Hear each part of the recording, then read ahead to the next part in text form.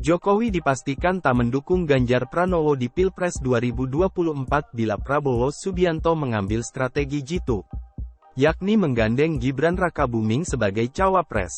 Diketahui, isu Prabowo Subianto akan berpasangan dengan Gibran Rakabuming mencuat jelang pendaftaran Capres-Cawapres di KPU.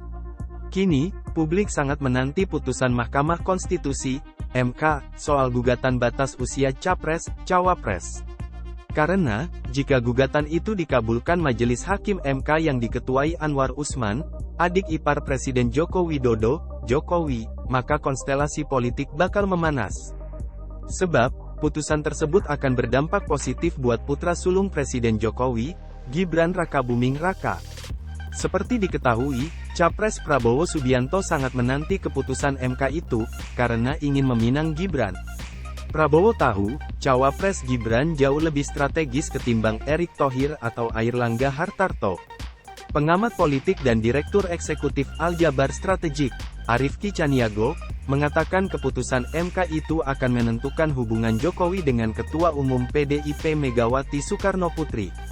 Menurut Arifki, jika pada akhirnya Gibran menjadi cawapres Prabowo, itu semua akan menjelaskan di mana posisi Jokowi pada Pilpres 2024. Jika Gibran jadi cawapres, makin jelas posisi Jokowi.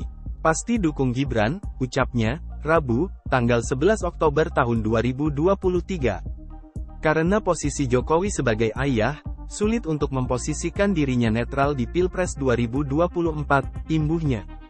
Menurut Arifki, selama ini posisi Jokowi seakan abu-abu atau main dua kaki, yakni di Ganjar Pranowo dan Prabowo Subianto.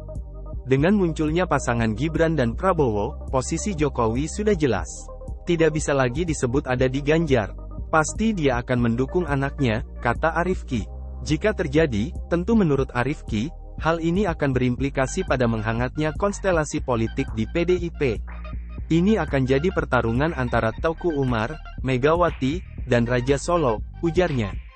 Karena Pak Jokowi jelas tak akan lagi bisa bilang mendukung Ganjar jika pasangan Prabowo adalah Gibran, lanjutnya.